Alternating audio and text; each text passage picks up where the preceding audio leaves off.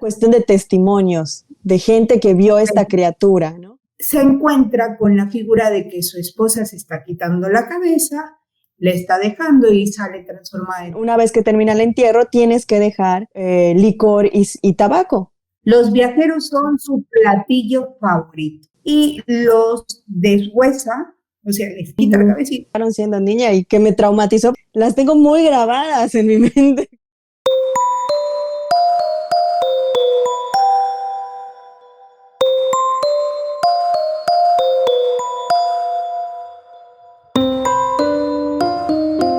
Bienvenidos a su programa Misterio en el Mañana, el podcast que recopila sus experiencias sobrenaturales narradas por ustedes, los protagonistas. Yo soy Carmen Espinosa y hoy me toca estar un poco solita, porque Ulises Guzmán, mi coanfitrión, está hoy de vacaciones. Feliz cumpleaños, Ulises, espero que te la pases muy bien hoy. Antes de empezar este programa, yo quiero desearles a todos ustedes que nos escuchan un feliz año y desearles que este 2022 sea todo lo que han pedido. Les invito a comentar nuestro programa de hoy, que va a estar buenísimo, y a compartirnos en sus redes sociales. Esta noche vamos a cambiar un poquito el formato y vamos a explorar un poco el territorio sobrenatural de un pueblo que persiste y que somos nosotros, que lo vamos construyendo. Y aunque suene un poco pomposo, la realidad es que todos hemos escuchado hablar sobre criaturas que habitan en el Mayab. ¿Alguno conoce algún tipo de leyenda o criatura de la península? Coméntenlo acá abajo, déjenos sus mensajes y podemos platicar al respecto. Desde los aluches, la sucán, el pavo con tenis y otros seres sobrenaturales que forman parte de nuestro folclore, y hoy queremos hablar de ellos. Hoy nos acompaña Suharini, una compañera, una amiga, a la que quiero muchísimo y a la que está estrenando su programa El Dato Inútil, que es un nuevo podcast de nuestra plataforma Ciclónica, la cual puedes escuchar desde Facebook, Spotify, YouTube. Puedes seguirnos, darnos like y te lo vamos a agradecer muchísimo. Hola Suhari, ¿cómo estás? Cuéntame un poco sobre El Dato Inútil. Hola Carmen Adriana, gracias por la invitación. Ya sabes que así estamos y dentro de poco te voy a devolver la invitación porque también tienes que estar en El Dato Inútil. Y pues ahí vamos, estamos empezando apenas, bueno, esto creo que sale la siguiente semana, pero pues esta semana se estrenó el primer capítulo, bastante bien, nos está yendo bastante bien. Como dices, es un proyecto que había empezado, pero pues sí tenía yo mucha la ilusión de hacerlo ya como podcast, porque antes eran solo lives. Entonces ya con podcast, invitados, pues se arma muy bonita la conversación y pues ya sabes, agradeciendo a Ciclónica por el espacio. Y pues llevamos uno estrenado, pero ya llevamos 3 programas grabados. Entonces el que viene va a estar muy bueno, el capítulo, el chismecito ahí un poquito más contemporáneo, no del todo, pero más contemporáneo, porque nos vamos a ir moviendo, ya sabes, por diferentes puntos de la historia, que se trata de chismear y así. Pero cuéntame algo, porque yo la neta soy muy chismosa. ¿Quién es tu invitado el más odioso que has tenido hasta ahorita? Yo creo que tendría que decir que fue Mecha. ¿No es cierto? Lo sospechaba. Sí, no es cierto. Saludos a Mecha. Un saludo a Mecha, que apadrinó el programa. Sí, apadrinó el programa Mecha y fue estuvo muy buena, se puso muy bueno el chisme, se pone buena la conversación. Sí. Y también el que viene va a estar muy bueno. Tuve 2 invitados muy, muy buenos y ahí vamos a estar. Pues nada, aquí lista para esta. Sí, sí se está poniendo padre. No, qué padre, a mí me encanta que estés aquí y me encanta que estemos hablando sobre este proyecto que yo sé que te ha dado mucha ilusión y la verdad, desde que te conozco, sé que la cuestión de historia y sobre todo occidental es uno de tus temas favoritos. Y sé que la vas a romper en tu podcast de El Dato Inútil. Bienvenida. Gracias. Y pues un gusto de tenerte igual en este programa que igual no vamos a ir modificando un poquito por ahí las temáticas, pero siempre enfocados en que ustedes, nuestros escuchas, participen y estén con nosotros dentro del programa. Bueno, pues fíjate que esta noche, que estamos cambiando, porque aparte somos dos mujeres gobernando acá. Como debe de ser. Como debe ser. Vamos a hablar sobre un tema que a mí me encanta y creo que a ti igual, y es sobre las criaturas sobrenaturales que habitan la zona del Mayab. Fíjense, muchas personas dicen, no, es que el Mayab solo son aluches o solo son esto de, no sé, cheneques, que son como que las dos criaturas que vinculan, aunque los cheneques ni siquiera son de acá. Ni siquiera son de esta región. Ni siquiera son de la región, pero son como que el tema que siempre dicen. Pero yo creo que hay muchísimo más y el trasfondo de estas criaturas para mí es muy interesante. Me gustaría iniciar esta velada con que nos cuentes cuáles son las criaturas que tú conoces de esta familia de lo sobrenatural. Pues un montón.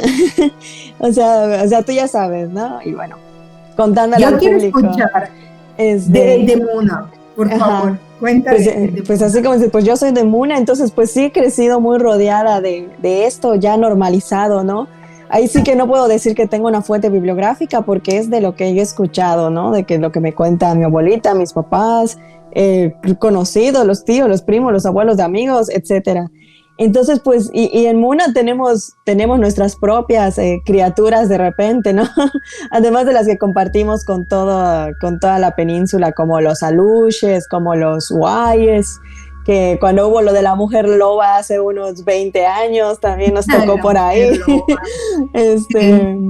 Pero pues tenemos nuestra leyenda más emblemática es el cojonché, ¿no? El que siempre da mucha risa porque digo es que es un palo, ¿no? El famoso palo del cementerio de Muna. Es una leyenda muy específica de nosotros, los munenses. Pero cuéntame, ¿cómo es la leyenda? Porque realmente yo recuerdo que hace muchos años me lo contaste. Y yo recuerdo, siempre que hablamos del cojonché es así como que el palo saltando. Es lo que siempre se me viene a la mente y me da mucha risa, pero pues me gustaría un poquito hablar sobre el tema con seriedad. Sí, da mucha risa cuando dices, es que es un palo, ya sabes, pero pues no es una historia que dé risa realmente para la gente de Muna, ¿no? Porque es bueno, básicamente el cojonché no tiene una historia de origen como muchas leyendas, ¿no? No es como la Ixtabay que tiene toda esta historia detrás de por qué es la Ixtabay, o la Llorona que tiene toda su historia de por qué es la Llorona. El cojonché es algo que existe en Muna, ahí está, no sabemos cómo comenzó, cómo llegó, pero ahí está, que es básicamente el cojonché es un palo o un pedazo de madera con el que usualmente se usa para escarbar los hoyos en el cementerio, ¿no? Cuando alguien muere y tienen que pues hacer el agujero para meter el ataúd, pues es el palo que se usa tanto para remover las piezas de cemento, a veces cuando hay que abrir criptas o algo así, y como para remover la tierra y para volverla a acomodar y dejarla plana, ¿no? Eso es el cojonché. La cosa es que en Muna está la creencia de que cada vez que muere alguien de tu familia, pues una vez que termina el entierro, tienes que dejar licor y tabaco. Ya sabes, una botella de algún licor o una cajetilla de cigarros o unos cuantos cigarros o el tabaco, un puro, pero licor y cigarros. Tienes que asegurarte de que esté en un lugar donde si llueve no se moje para que no se echen a perder los cigarros, pero que sea accesible. Porque supuestamente esa es la ofrenda que se le da al cojonché para evitar que se enoje con tu familia. Es como que su pago por haberte ayudado a entregarle el descanso a tu familia. Porque si no lo haces, esa noche en la casa de los familiares vas a escuchar los golpes del palo, literalmente como si alguien estuviera aporreando el palo en el suelo o ya directamente en la puerta. Y en algunas versiones dicen que incluso escuchas la voz repitiendo esa frase, cojonché, y hasta es una voz así, una voz quebrada diciendo cojonché. Y que si lo escuchas... Lo que es interesante es que suena como la onomatopeya, ¿no? conche, y ese ruido exactamente. Del golpeteo, y es muy interesante. Y lo que estás comentando de las ofrendas, siempre ha sido algo que me ha llamado mucho la atención de las criaturas mayas. Sí, casi todas te piden algo a cambio. Y es que está bien, o sea, estoy conviviendo contigo, pero no somos iguales, o sea, déjame mis cigarros, déjame mi aguardiente, porque queremos llevar la fiesta en paz. Yo tengo más poder que tú. Y eso está muy interesante, ¿no crees? Está muy interesante, sí. Y pues está eso, ¿no? Que supuestamente si lo escuchas es porque alguien más, otro miembro de la familia va a fallecer. O algunas versiones dicen que quien lo escucha es el que podría fallecer. Y hay otras versiones, otras personas que dicen que lo han escuchado antes de que alguien muera, o sea, antes del entierro, que lo han escuchado desde antes, ¿no? Como un aviso de que se vayan preparando la ofrenda porque ya se te va a ir alguien, ¿no? Usualmente cuando hay alguien ya enfermo o alguien ya muy anciano en tu familia y lo llegas a escuchar, es como que te está avisando, ¿no? Anda a comprar de una vez el aguardiente y los cigarros porque ya va siendo hora. Ya vamos a enterrar. No, sí, ¿recuerdas la primera vez que me lo contaste? Lo que se me venía a la mente cuando me hablabas de este palo era como si te diera un garrotazo en la cabeza, ya sabes. No sé, pero fue así como que lo pensé, no, como cuando le hacen a Chem, ya sabes. Sí, ya.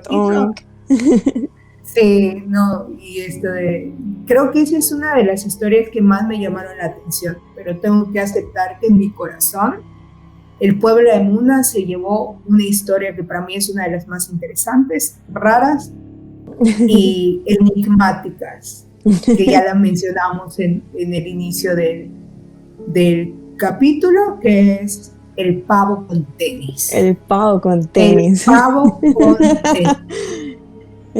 Sí. ¿Nos podrías contar? Sí, es la mejor criatura del Mayat. Es una criatura interesantísima porque en sí no es como una leyenda en el sentido de que los abuelos cuentan que, ¿no? Como por ejemplo con el cojonche, que es una tradición. Es una cuestión de testimonios de gente que vio esta criatura, ¿no? No hay una historia de origen, no hay un porqué, simplemente empezó a aparecerse y hay varias historias, una de una señora regresando del mercado que se lo encontró a media calle, allí parado, un pavo blanco con tenis, y pues asustó y el que cuentan en mi casa es porque le sucedió a un familiar, que dice que estaba en su casa y ya ves las casas antiguas que tenían la cocina fue aparte de la casa. Entonces esta familiar estaba lavando los trastes y junto a la cocina pues está, ya sabes, el clásico corral con los pollos y las gallinas y sus pavos, etcétera, ¿no? El clásico animal de patio. Entonces esa familiar está lavando sus trastes cuando escucha que alguien está hablando en el patio. Escucha una voz en el patio y obviamente se saca de onda porque estaba sola. Y si alguien ya se metió, ¿no? Alguien se está metiendo, a lo mejor van a robar o quién sabe. Y cuando se asoma para ver quién está hablando, ve a un pavo. Ve al pavo con tenis. O sea, literalmente llevas puesto unos tenis, no unos zapatos, no unos guaraches, unos tenis blancos. Y estaba parado, apoyado, como si estuviera hablando con los otros pavos. Estaba la revolución de la granja. Y tal cual, la revolución de la granja. Sí, porque como es Yucatán, no puede ser la rebelión. Exacto. Sí, y estaba ahí apoyado y hablándole y diciéndole, sí, es que los humanos son muy malos, la gente es muy mala, ¿no? Ay, qué bonito. Y diciendo cosas como esas. Y obviamente la persona esta que lo vio de qué pedo, y se salió corriendo y se fue a la casa de sus tíos, sus vecinos. Y hasta que llegaron sus papás, regresaron a la casa y fueron a ver. Y obviamente ya no lo encontraron, pero sí estaban las huellas. Ya sabes, la clásica. Las historias siempre tienen que tener una prueba tangible. Una prueba física. Exacto, sí, claro. Y estaban ahí las huellas de que el pavo había, o al menos algo con tenis, había estado en su patio. Y quedó así, y así como apareció, desapareció. La gente dejó de hablar de él. más que así, ya sabes, contándoselo a los sobrinos, a los nietos, a los hijos. Y fue hasta muchos, muchos, muchos años después que yo, haciendo una investigación que nada tenía que ver, que me encuentro que en Hungría tienen la leyenda de que ciertos vampiros se convierten en pavos con calzado, en animales de patio con calzado, aves de patio con calzado. Pero y yo dije, es muy interesante. ¡Wow! Porque sí. El otro día estábamos platicando que mucha de la población de Muna emigra a lo que viene siendo Estados Unidos. Y en Estados Unidos hay muchísimo folclore relacionado con Europa oriental y occidental. Entonces, esa mezcla que viene y va es muy interesante. Y esta, ¿cómo se llama? Modernidad de los tenis, porque aparte son blancos, ¿eh? Son blancos. Para mí que el pavo es parte de algún tipo de gueto, como nosotros. Puede ser. Y es así como que muy solo. No, sí, y está muy interesante. Podríamos estar en un guay como... Exacto. Sí, porque los guayes son los que se transforman, ¿no? Y podría ser otra opción. O este sincretismo entre lo que viene de Estados Unidos hacia nuestro territorio, o esta confusión de lo guay con estos elementos más modernos. Que más modernos. Es posible. Igual también podría ser. Claro. Pero aquí lo que interesa es qué piensa la audiencia. Ustedes que nos están escuchando, ¿qué creen que sea este mítico animal de Muna? Está precioso. Es mi favorito de por siempre. Lo juro por Dios. Bueno, pues hoy queremos platicarles mucho sobre este tipo de criaturas que están dentro de nuestro contexto y que muchas veces las pasamos por alto. No sé si en algún momento ustedes han escuchado hablar sobre los balames. ¿Tú, Suhari, sabes algo de los balames? Sí. O sea, como te digo, lo que la gente cuenta, ¿no? Tal cual. O sea, lo que se dice, lo que se cree, el respeto que se le mantiene, al menos en Muna, se le mantiene mucho respeto todavía ahí a los balames. Claro. No, y tenemos que tener en cuenta que Yucatán, nuestra literatura es oral, 100% oral. Y creo que es una de las cosas más hermosas que podemos encontrar. O sea, yo he recorrido de muchos pueblos platicando, porque siempre ha sido de mi interés la literatura oral, sobre todo en esta cuestión de mitos y leyendas, y me he topado con textos del maestro Carlos Evia, con textos del maestro Roldán Peniche, que tiene su bestiario, y que hablan de estos seres mitológicos, desde cómo se aprecian en los poblados, ¿no? Bueno, les comento. Los balames son los señores que cuidan los puntos cardinales.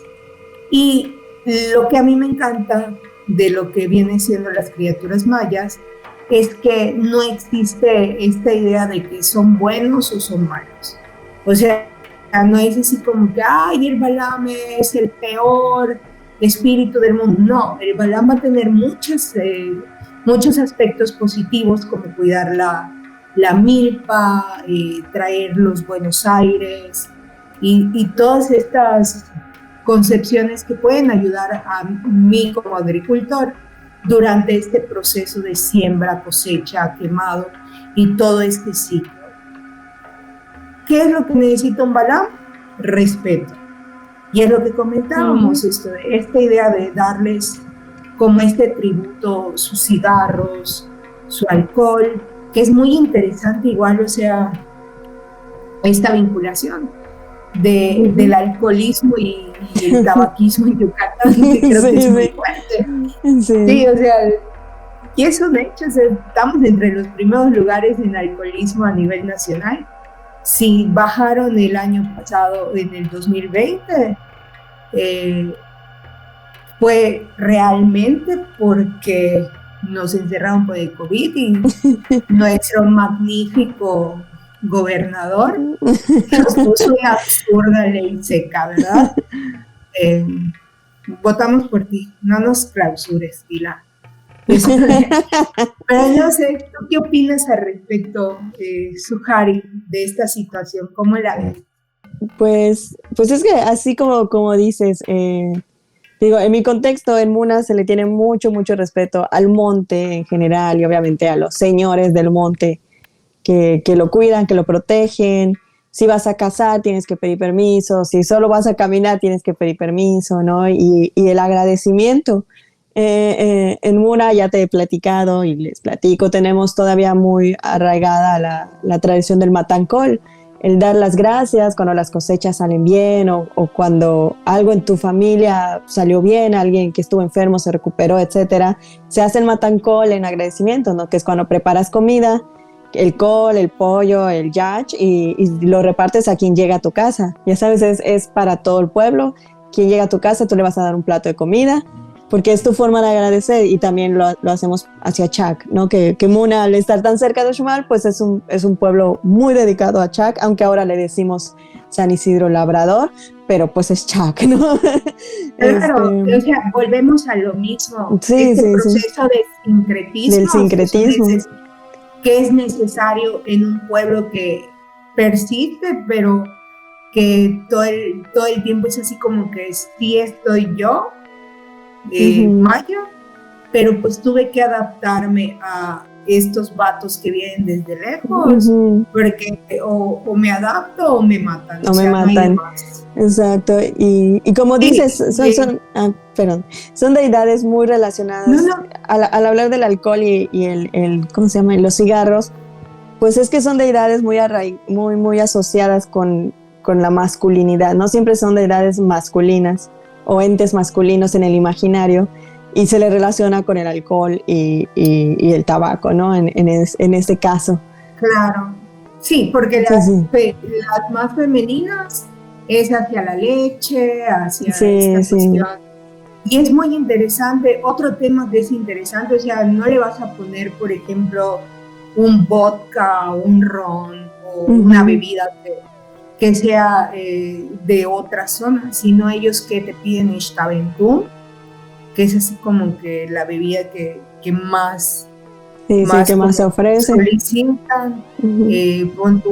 Ahorita creo que se les pone aguardiente, mezcal, aunque no es de la zona, pero pues pues por este proceso de viaje y de comercialización entre las zonas que vienen siendo Yucatán. Sí, y hoy en día incluso la cerveza, o sea, en el caso del cojonche es muy normal que tú vas a visitar a tus muertitos al cementerio de Muna y te ves una caguama ya sentada que le están dejando al cojonche.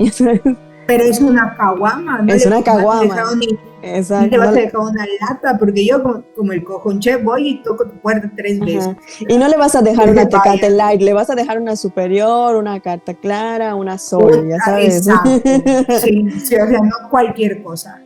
Una León Negra o no me dejes nada. Ajá, exacto. Entonces, es muy interesante cómo, a pesar de que piden este tributo, también son como muy específicos, o sea, sí voy a consumir esto, pero va a ser de mi zona, o sea, de mi zona, de mi gente, y que está muy chingón, porque pues estamos consumiendo lo mismo que producimos, y es como esta idea de circular esta economía, ¿no?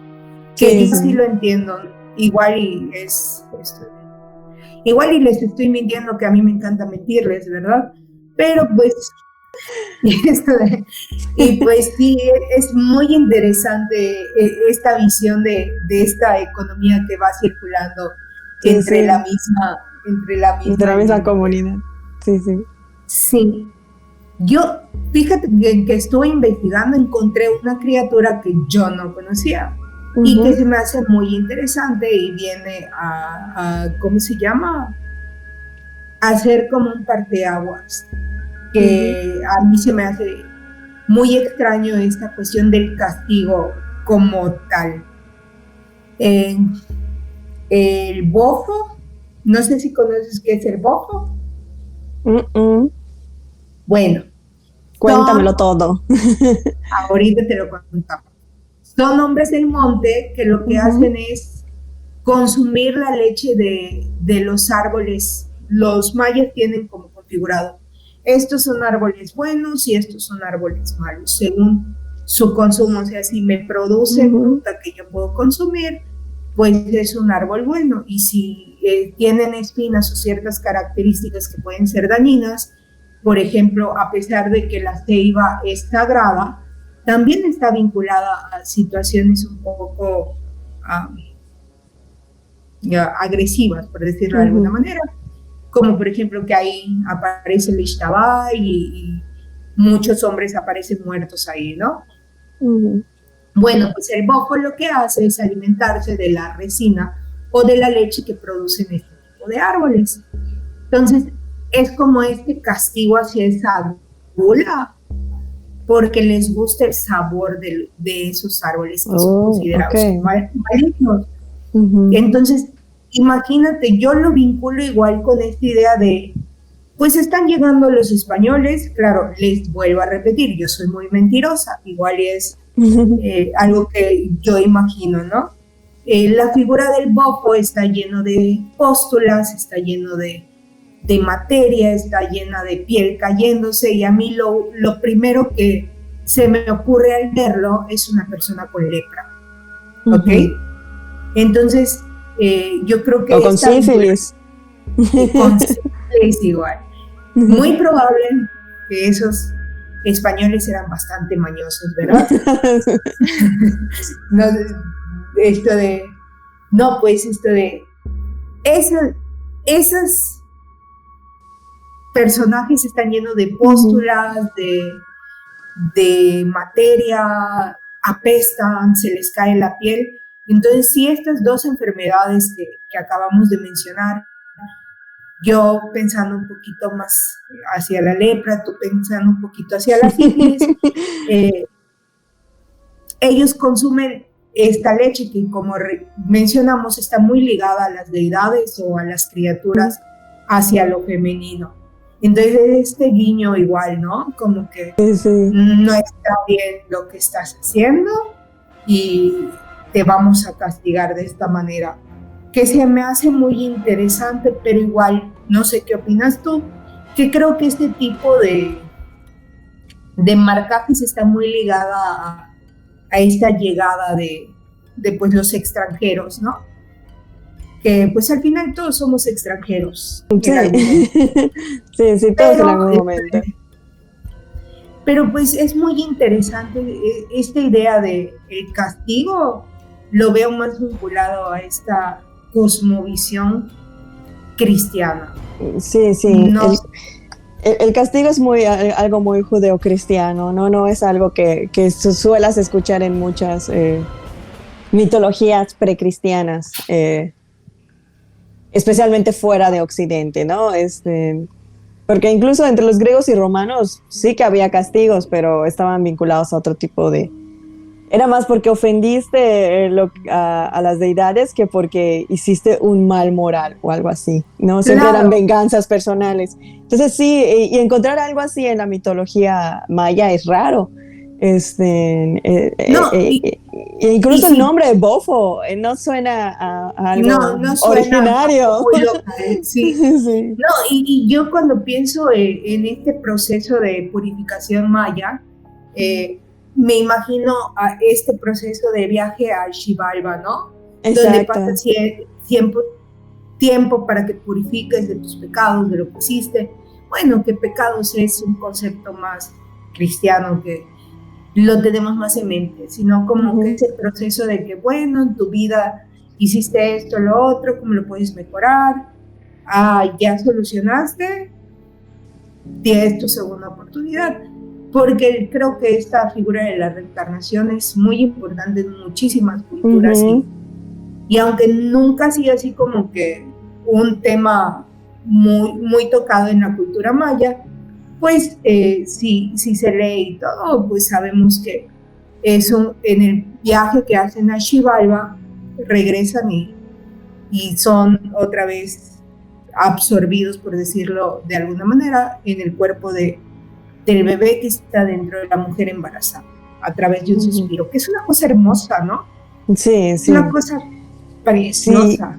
Sí, precioso, precioso. Creo que en los mayas se da mucho, creo que más que reencarnación, tal vez un proceso de transmutaciones, ya sabes, Sí. incluso entre cosas como los guayes, y etcétera, o los castigos, entre comillas, como algunas aves, para explicar el origen de algunas aves, habla mucho de se transforma en esto, o los dioses lo transformaron en esto, ¿no? Sí, O estas cosas. como Pues la tienen. Zucán, como la Exacto. Zucán, que es la guardiana de los cenotes, y cuando encabrona a Chak, le salen alas y se vuelve prácticamente su esclava. Entonces creo que la transmutación es el término más correcto. No sé.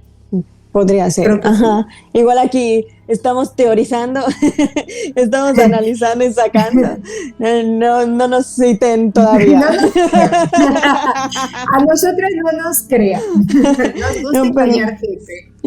pero sí, o sea, No. sí, a eso me suena, ¿no? Y ya obviamente con la llegada del cristianismo, pues inevitablemente empiezan a aparecer estos sincretismos y estas, como todos los mitos en general, o toda la mitología en general, este intento de explicar esto que no conozco, mi intento de entender que estos cambios que están sucediendo alrededor de mí. Claro, no, y fíjate que hay un montón de procesos que a mí me llaman mucho la atención, en el sentido de que este grupo de personas, por decirlo de alguna manera, que tienen este proceso de transculturación, por decirlo de alguna manera, o apropiación cultural, que debería ser la correcta, pero para no ser mal pedo,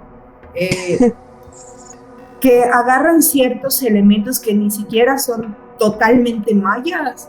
O sea, te agarra un pedacito tuyo maya, te agarra un pedacito de ti, no sé, hindú, te agarra un pedacito de ti que eres asiático o figuras asiáticas, y voy construyendo un imaginario ridículo, para mí ridículo, o sea, y sacando cosas de que ves cuestiones del centro del país con el penacho y cosas bailando, no sé, la danza del venado y al mismo tiempo sahumando y ritual maya para que tu poda sea lo mejor, y así como que, a ver, va, te lo explico cómo. Pero bueno, creo que está muy interesante, o sea, siempre van a existir sincretismos, eso es un hecho. No existe esta idea de que es puro maya, no existe. Nadie, no me odian. No me bajen puntos en el metro, por favor. Soy fan. Pero pues ya no podemos encontrar esa pureza de lo maya como nos hubiera gustado en algún momento, ¿no?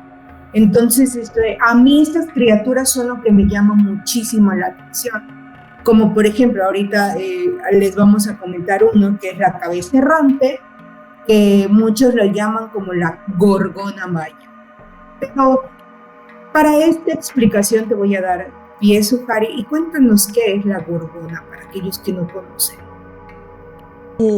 Sí, bueno, una vez más cayendo en el patriarcado y su necesidad de castigar la feminidad, ¿no? La gorgona o las gorgonas en sí, pues eran unas deidades, unas mujeres, unas sacerdotisas, si quieres decirlo, unas brujas, si queremos verlo de una manera cristiana, de la mitología griega, de la que resalta especialmente Medusa, ¿no? Es la gorgona más famosa, Medusa.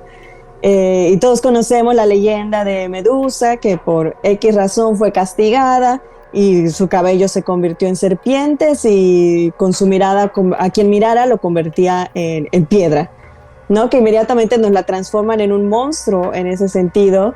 Pero si nos ponemos a ver otra visión, pues estamos hablando de una persona, una mujer que vivió una vida extremadamente solitaria, pues no podía tener contacto con otro ser, ¿no? Y vive recluida en una cueva.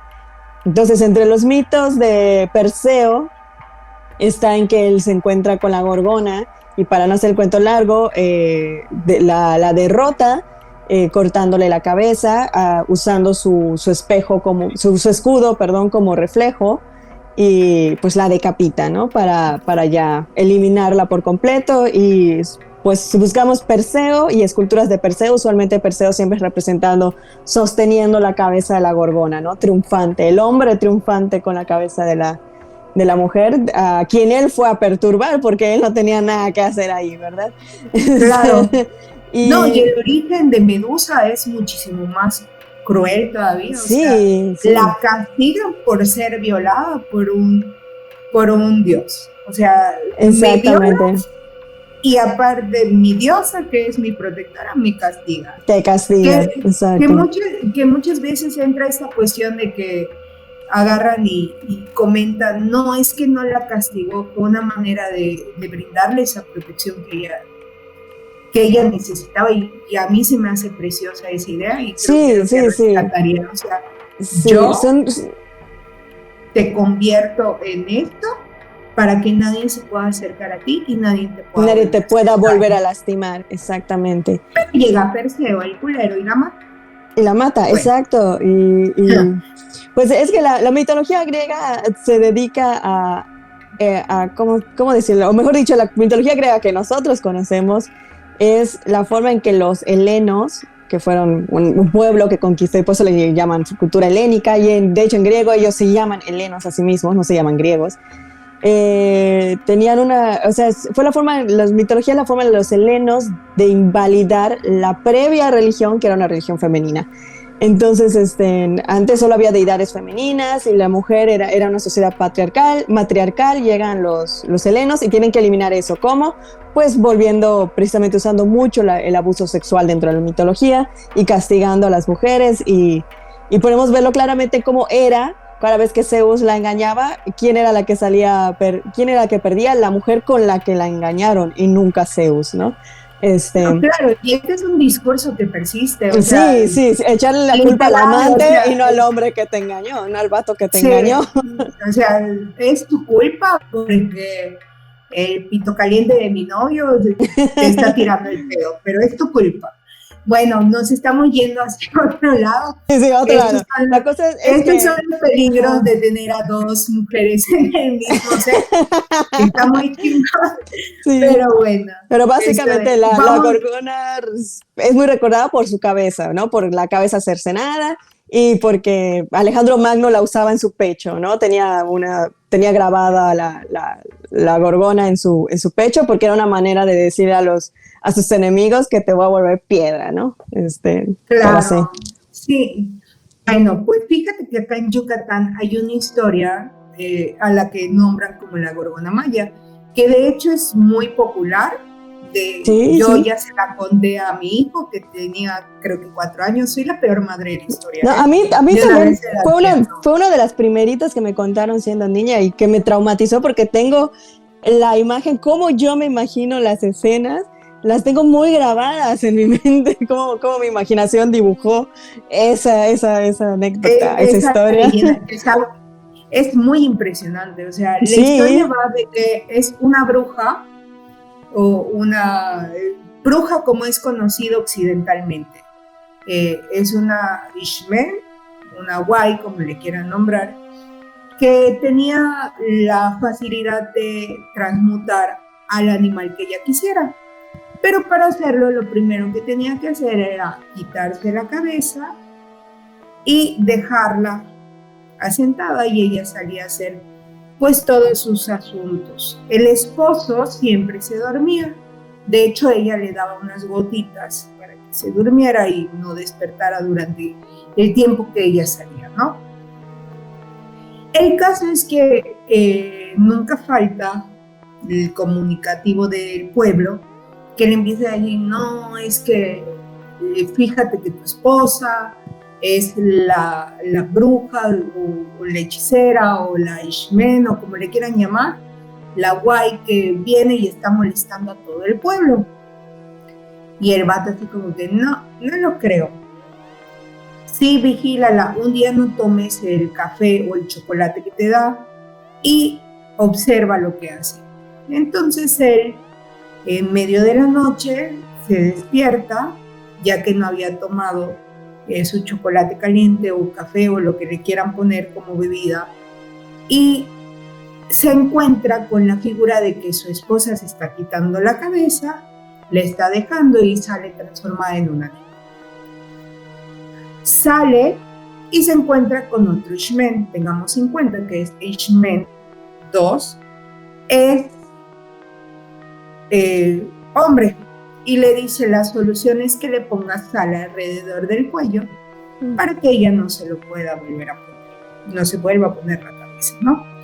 Teniendo en cuenta que pues, el vato no tiene los poderes, agarra y dice: no, pues sí, es lo que voy a hacer. Entonces, espera en la noche, vuelve a hacer lo mismo, no toma su chocolate, café o lo que quieran ponerle, y decide ponerle sal alrededor del cuello, ¿no?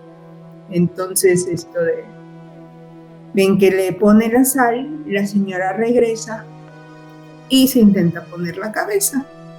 Claro que, como en toda historia, hay un tiempo. Entonces, ella tenía antes del amanecer para ponerse la cabeza y volver a su estado normal, porque si no, su cabeza se convertiría en cenizas, y pues ella tendría que estar pagando la última figura que quedó. El hombre lo logra, la señora no se puede volver a poner la cabeza, y pues se convierte nada más en un animal y se la pasa rondando por el monte todo el tiempo. Tenemos que tener en cuenta que esta cabeza errante, según era una bruja, Ishmen, guay, chamana, como lo quieren denominar, muy chingona. Entonces, volvemos a la misma historia, ¿no? O sea, no, eres muy chingona, pero pues aquí no. Y pues, al final termina falleciendo esta mujer, que es muy interesante, igual como que esta limitación del poder, o sea, y no nos vamos a ir mucho a este tema de que, sí, no, y entrar a divagaciones de género o cualquier cosa, ¿no? Pero sí podemos observar cómo a través de la jerarquía y construcción social, sí existe esto de que, a ver, estás llegando muy arriba, te voy a jalar para abajo. Entonces creo que es muy interesante igual esta figura, ¿no? Creo que es una de las más interesantes y una de las pocas mujeres que están dentro de las criaturas mayas, que si bien no te dicen es mala, solo te muestran el castigo, y es lo mismo que por ejemplo pasa con Ishtabay. ¿Tú cómo ves la figura de la mujer dentro de las criaturas mayas, Fari? Pues justo como tú dices, casi siempre que hay una mujer involucrada, termina con, no digamos un castigo, pero sí pagando por sus males, que no lo vemos en otras criaturas quizá masculinas, ¿no? Lo curioso es que, por ejemplo, la versión que a mí me contaban era muy específica sobre la cabeza que se ponía, era una de chivo. O sea, para mí toda la vida el huaychivo ha sido una mujer, ha sido esta mujer. Porque además, en la versión que a mí me contaban, no sé si para asustarme o no sé para qué demonios me la contaban, pero a mí me decían que seguía rondando. O sea, que como se quedó con la cabeza del chivo, no puede morir y sigue rondando. Entonces, no vayas a salir al patio porque se te va a aparecer, ya sabes, y cosas por el estilo. Claro. Entonces, hablamos de un castigo, por decir, eterno, que es más o menos lo que la Ishtabay recibe, ¿no? También, o la Llorona en el centro del país. Sí, sí, es algo muy interesante. No digo que, por ejemplo, los balames son buenos y malos, o sea, son buenos porque controlan esto, hacen otro y aquello, pero se comen a niños. Que es así como que, pórtate bien, duérmete temprano, va a venir el balame y te va a comer. Y es un método de control. Es claro. Y por ejemplo, igual Ishtabay es un método de control, y tenemos que ir y volvemos a recordar que estamos entre los primeros lugares del alcoholismo. Y pues estadísticamente, así como dicen a nosotros también nos matan, pues ellos consumen un chingo de alcohol, ¿no? Estadísticamente los hombres son los que consumen más alcohol. Y pues en esa parte, pues Lishtabay se convierte como en este método de control, de que, o sea, tienes que ser así, fiel, entrar a tal hora, porque si aparte eres borracho, te va a venir Lishtabay y no sé qué. Cuando realmente la historia real de Lishtabay sí no sé si has escuchado la historia de las dos hermanas, ¿no? Sí. Que ahorita olvidé el nombre de la otra hermana, que creo que al final una se convierte en una flor hermosa que huele delicioso y la otra termina apestosa. Y en esa versión que viene siendo la que es como más cerca de la cultura maya, por decirlo de alguna manera, esta figura de la mujer promiscua, que es la que termina siendo la que huele bien y que no corresponde al canon dibujado por la sociedad, es como esta idea a la que rescatamos, ¿no? O sea, buscaba rescatar la idea de que no todo lo que brilla es oro, ¿no? Esta idea, y que está más pegada a esta cosmovisión maya. Y pues ya la figura de Lishtabay, como la conocemos hoy en día, yo la veo más como este proceso de aculturación por el cual yo, sacerdote, yo, mestizo, yo, como me quieran nombrar, voy a traer control sobre este grupo de personas que, según yo, son bastante temerosos de estos seres sobrenaturales, ¿no? No sé cómo lo veas tú. Sí, porque de hecho incluso la descripción que se nos da, ¿no? La clásica descripción física de la Lishtabay es el de una mujer blanca, una mujer extremadamente blanca y bella, porque para los españoles la blanquitud es el sinónimo de belleza, a pesar de que le atribuyen el largo cabello negro, que ya viene siendo y que está vestida con un hipil blanco, ¿no? Que es su forma de asentarla pues dentro del pueblo maya, como mestiza, exacto. Yo no puedo evitar tener en mi imagen cada vez que pienso en Lishtabay, y a lo mejor me van a linchar la gente de mi pueblo, pero yo me imagino a la Virgen de mi pueblo, porque a la Virgen de mi pueblo, a la Virgen de la Asunción, la visten con ternos, la visten con hipiles, y es blanca y con el cabello largo y negro. Para mí eso es una Lishtabay, ¿sabes? Pero sí, ahí nos encontramos, y porque además castiga a las personas que están siendo inmorales, ¿no? Él te va a chupar la Lishtabay porque estás borracho, porque estás caminando en la calle, porque no estás en tu casa, porque te vas atrás de otra mujer, ¿no? Siempre es como que esta moralidad si eres un buen esposo que está en su casa, que no toma o toma en su casa y no en la cantina, tú vas a estar bien y tranquilo, pero si no, te va a chupar la Lishtabay, ¿no? Es un método de control, porque al final el cristianismo y también un poco el judaísmo se mueven en el temor, el famoso temor a Dios. Exacto, no es el respeto que le tienen, por ejemplo, los abuelitos cuando van a su parcela, es miedo, ya sabes, es miedo a salir. Claro, para cerrar el programa, yo quiero traer a dos criaturas que a mí, en lo particular, me tienen súper motivada de amor. Son mis favoritas. El primero, muchos lo deben de conocer, el Chewinik. ¿Has escuchado el Chewinik? Sí, lo he escuchado, pero curiosamente lo he escuchado aquí en Mérida o en otros lugares. En Muna casi no se habla, por no decir no se habla del Chewinik. Nosotros tenemos otras cosas, pero el Chewinik casi no. Lo escuché fuera de Muna, ahora sí. Ok, te lo voy a describir. El Chewinik es un tipo gigante que puede parecer humanoide, o sea, podemos decir que es humanoide, pero que no tiene huesos. Okay. Él tiene que agarrar un árbol que utiliza como bastón y qué es con el que anda. Entonces está muy interesante. Y otra cosa que me hace muy interesante del Chewinik y que topa con otras culturas de Centroamérica y Sudamérica es la idea de que tienen los pies al revés. Y eso se da mucho, no solo en Sudamérica, sé que también en India y en otros lugares siempre hay estas criaturas con los pies al revés. Sí, por ejemplo, creo que cuando estábamos hablando igual en el capítulo de Mountain Pine, el chico mencionó que se topó con una criatura así, con los pies al revés. Para mí es muy interesante porque es como que este marcaje de que no somos iguales, estamos en diferentes planos de realidad. O sea, yo puedo caminar al revés, pero también puedo caminar bien. El Chewinik, ¿sabes qué es lo que más le gusta comer? ¿Qué cosa? A hombres, y sobre todo si están perdidos.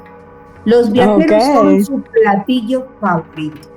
Y los deshuesa, o sea, les quita la cabeza y los jala, como si fueran esto de un Lucas, ya sabes. Imagínate un Lucas. Okay. Pero existe una manera muy fácil para volver al Chewinik a como reducirlo. ¿Sabes cuál es? ¿Cuál? Le cuentas un chiste. Si el vato se ríe, se cae y se empieza a morir de la risa. Como no tiene huesos, no se puede puedes huir y él no se puede parar porque lo logra. Entonces, para mí es una de las figuras igual que me encantan. Cada vez que alguien habla de Chewinik y yo, ay, me encanta.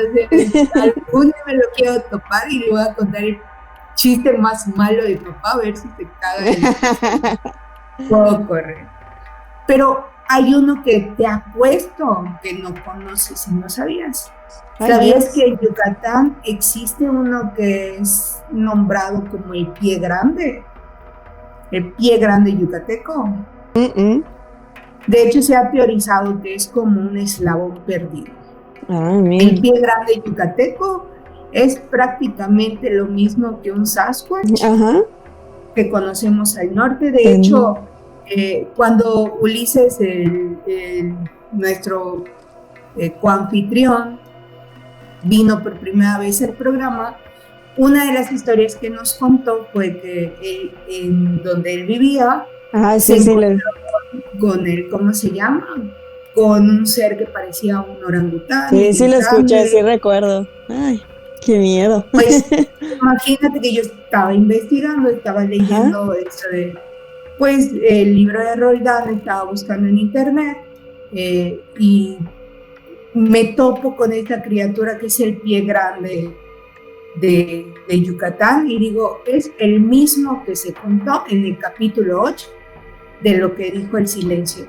Y así como él estuvo hablando como de críptidos que él se ha topado, me he topado con esos mismos críptidos en los libros, o sea, tanto su pájaro enorme como este eslabón perdido humano, y te quedas así. Entonces, al final todos estamos conectados y podemos hablar de que estas criaturas son más reales de lo que podemos pensar, ¿no? Y pues creo que eso es un tema muy chingón que se puede seguir tocando. No te imaginas cuántas criaturas nos faltan. Sí, muchísimas. O sea, digo que de repente, al menos por ejemplo en Muna, tenemos criaturas que de repente solo he escuchado ahí, o que en otros lugares, por ejemplo el Huantul, que, o sea, no, para cerrar, ¿no? El Huantul, que yo sé que también se conoce en Chetumal, pero en el resto de Yucatán no. Entonces, ¿cómo es el toro grandote, ¿no? Ajá, exacto, el toro grandote. Que según una amiga que creo que podría ser una muy buena invitada para uno de tus programas, según ella, alguno de sus ancestros lo llevaron a torear a Huantul porque era homosexual y era la forma en la que sus papás creyeron que se lo podían quitar. O sea que ya, imagínate. Creo que ese es un tema muy, muy, muy chingón y cuando ella quiera está abierto el micrófono así para ustedes cuando necesiten y quieran hablar. Pues fíjate que a mí me encantan todos estos temas. De hecho, por favor, yo sé que ni mi español, ni mi inglés, ni mi maya es muy bueno. Discúlpenme. El último críptido que me da chance y que nos da chance de hablar y que me gustaría platicar, que viene igual ligados a estos gigantes mayas, por decirlo de alguna manera, gigantes del maya, sería el Huayac. Corrígeme, ¿cómo es? Para que no me bajen mis fotos de mayómetro por ahí, nuestro compañero Coyoc, que igual tiene su podcast acá en Ciclónica.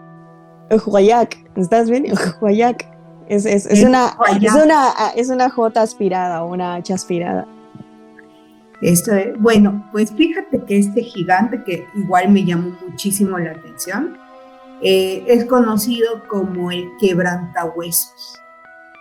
De hecho, cuando lo leo por primera vez, se me viene a la memoria una película muy buena, para mí infravalorada, que es la de 13 fantasmas. No sé si te acuerdas. Sí. Pues es prácticamente lo mismo, o sea, están andando por el monte y sobre todo si ve a personas fuera de su horario, pero sobre todo a mujeres lavando de noche, agarran, van y la rompen. ¿Cuál Bane con Batman, no? Vámonos. Sí, terrible, sí. Yo por eso no la hago. Dije, no me voy a arriesgar, ni de día, no vaya a ser. Dije, no vaya a ser, yo que nací 13, viernes 13, dije, no, la suerte y yo no lo llevamos, no me arriesgo, gracias. Pero me encanta esta criatura porque aparte de que está buscando siempre a quien quebrarle los huesos, cuando las personas logran huir de él, se encabrona, hace su rabieta y empieza a agarrar árboles y los empieza a romper. Entonces, no sé si has escuchado, por ejemplo, que muchas veces en el camino hacia el monte hay muchos árboles rotos. Ajá. Entonces, piensan que el Ixhuayac es el encargado de estar rompiendo esos árboles tan molesto que está que no puede asesinar a hombres o a viajeros. Entonces está muy chido igual. Como que nuestros gigantes son muy extraños, ¿no? Sí. O sea, son como que los dibujan grandes, fuertes, pero así como que involucionados, por decirlo de alguna manera. Entonces creo que igual eso es fantástico para estas criaturas, porque por más de que nos quieran quebrar los huesitos o lo que sea, rápido hacemos que se rían y corremos o los entretenemos con algo. Sí. Y eso se da mucho. Lo padre de la mayoría de las leyendas mayas es que siempre hay una manera de contrarrestar a lo que te está molestando. Claro, o sea, si son aluches, les dejas su comida y se calman. Si son esto de los balames, lo mismo. Si es el chehuinic, le haces que se muera de risa y ya estuvo. Y así con todas las criaturas. De hecho, esperamos producir ya nuestro próximo episodio y que va a estar buenísimo. Nos está comentando por aquí nuestro director que existe una foto en internet de unos terrenos a punto de construirse en una vereda del monte de la península y sale un ser en la foto, uno grande. Entonces estaría muy chido si se pudiera poner la foto, si la tenemos, adjuntarla a este video, porque dice que la sombra mide de 4 a 5 metros. Wow. Pues que lo están vinculando al Señor del Monte. Pero si hablamos del Señor del Monte, podría ser un Balam, podría ser el Chehuinic, podría ser el Ixhuayac, perdón. Ixhuayac. O podría... Y tú lo dices tan bonito, me caes tan mal. Caes mal. Calma, Esto no puedo negar que soy yucateca, la verdad. No sé pronunciar bien todavía esto de hablar bien maya, pero juro que algún momento de mi vida lo voy a poder hacer. Pero entiéndame, hasta con el español tartamudeo, ¿no? Y my English it's not very good looking, como diría la serie. Entonces estoy condenada. Y pues creo que es muy interesante seguir hablando de estas criaturas y ver cómo se van relacionando con otros puntos del mundo. No sé qué opinas. Sí, hay muchísimos paralelismos entre culturas, o sea, en general ya comentamos estas criaturas de los pies al revés, sé que incluso en India hay algo así, que de hecho esa criatura en India es muy similar a la Ishtabai, pero con esta característica de los pies al revés, o las apariciones del diablo con su famosa pata de cabra y su pata de gallo, los aluches con los duendes, con los elfos, con todas estas criaturas fairies, con ¿no? Los cheneques, con los cheneques, siempre hay estos paralelismos en los Wayop, los nahuales, los skinwalkers, ¿no? Todas estas criaturas que se comparten entre culturas. Y fíjate que a mí me asusta un poco, porque por ejemplo de los skinwalkers pues conocemos más de que cómo se lleva a cabo esa transformación, y sabemos que es bastante macabrosa. No grotesca, sino como bastante cruel, o sea, volverse caníbal y todo este proceso. Y me pongo a pensar, los nahuales y los guayes tienen como que la misma esencia, tendrán la misma necesidad de este proceso, aunque se supone que en la península los guayes están más vinculados a esta cuestión de armonía con la tierra, con el aire, con los elementos. Entonces yo tengo la esperanza que nuestros guayes no se coman personas, solo sean los skinwalkers, ¿no? Pero pues no sabemos. No sabemos. Y pues creo que esto es muy interesante seguir hablando de estos temas. Perdón, me entretuve un segundo. Me pareció que era un pinche Winnie caca por tengo que contarle un buen chiste. No, sí, o sea, es importante mantener, como tú dices, nuestra literatura como tal, pues básicamente es muy poca escrita. La literatura yucateca es oral. Entonces es como que muy importante recuperar estos temas y hacer las comparaciones y ver que finalmente, al final de cuentas, si bien cada cultura tiene sus orígenes, al final de cuentas todos somos seres humanos, todos somos parte de la misma especie y en algún punto todos venimos del mismo punto, ¿no? De las mismas personas, todos en algún punto, como tú dijiste hace un ratito, todos somos extranjeros hasta cierto punto, menos los africanos quizá, pero... Sí. Al final de cuentas, y porque lo decimos porque pues al final de la idea de Ciclónica es que estos contenidos lleguen fuera de Yucatán, entonces que la gente conozca estas historias, porque también son sus historias, todas las historias de todas las culturas del mundo, también son nuestras historias como especie, como seres humanos, también es parte de nuestra... de lo que somos, ¿no? Esta misma cosmovisión de criaturas que somos. Algunos hijos de maíz, algunos hijos de otras cosas, pero todos somos parte de esta misma especie. Y podemos ver estos sincretismos en todos lados, desde los diluvios. Exacto. Todo el tiempo vamos a encontrar ciertos mitos o leyendas que estén tanto en lo judio-cristiano, como en lo maya, como en lo inca. Todos somos parte de una comunidad. Entonces yo creo que esto tenemos que trascender esa idea de que yo soy esto, yo soy lo otro, porque al final todos somos humanos, ¿no? Sí. Y como dices, la idea de Ciclónica es ir moviendo estas ideas, estos pensamientos, y que lleguen hacia ustedes que nos están escuchando o viendo y que se interesen por estos temas. Si ustedes conocen otro tipo de criaturas mayas o que se encuentren dentro de lo que viene siendo territorios cercanos al Maya, por ejemplo, no sé, más pegado para Veracruz, Chiapas, que podemos de converger hasta cierto punto, porque pues, somos siempre ha existido el movimiento humano, no lo podemos negar. Nos pueden dejar una notita, nos pueden mandar mensaje, me pueden decir, oye Carmen, fíjate que quiero participar, y con muchísimo gusto nuestros micrófonos están abiertos para escucharnos. Antes de despedirme, quería preguntarte, Sohari, ¿tienes mascotas en tu casita? Tengo un perro, tengo un perrito. Ok, porque fíjate que el próximo programa va a hablar precisamente de animales fantásticos, así como los que tiene Rowling en sus libros, pero desde la Maya.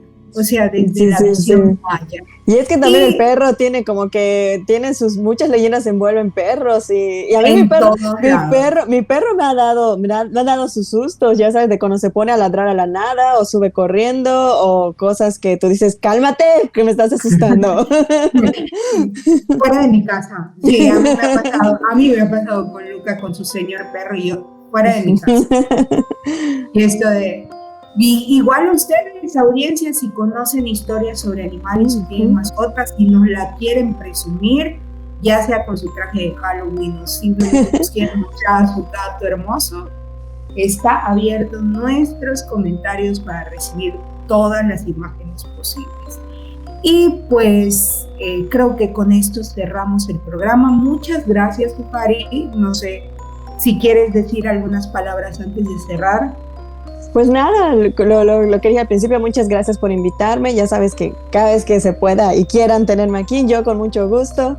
Y nada, pues invitarlos a lo que ya hemos dicho, a que comenten, a que compartan todo el contenido de Ciclónica, tanto historias, o por supuesto los invito a que escuchen El Dato Inútil, que vamos a estar ahí igual tratando de ser semanalmente estrenar programas, y lo mismo, les invitamos a que comenten qué temas quieren platicar, a que si ustedes igual tienen invitados que ofrecer, y pues reiterar la invitación de que si tienen una historia que contar, propongan, y si tienen una historia que contar para aquí en Misterios en el Mayab, pues cuéntenla, suya, de sus abuelitos, de sus tíos, porque seguramente alguien en su familia ya vio algo que no puede explicar.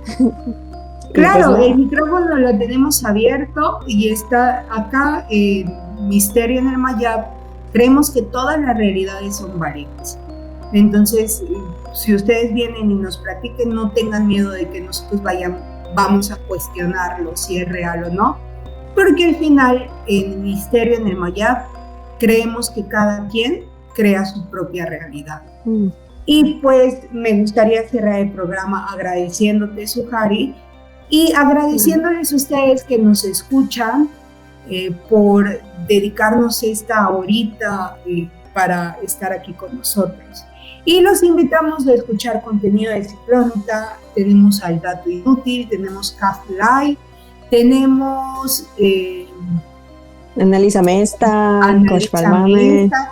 Kosh Palmame, y vamos a estar produciendo cápsulas y contenido para que ustedes puedan disfrutar sus días escuchando nuestras bonitas y horrorosas voces, como ustedes la consideren. Y pues, sin más que agregar, solamente me queda decirles y desearles dulces pesadillas.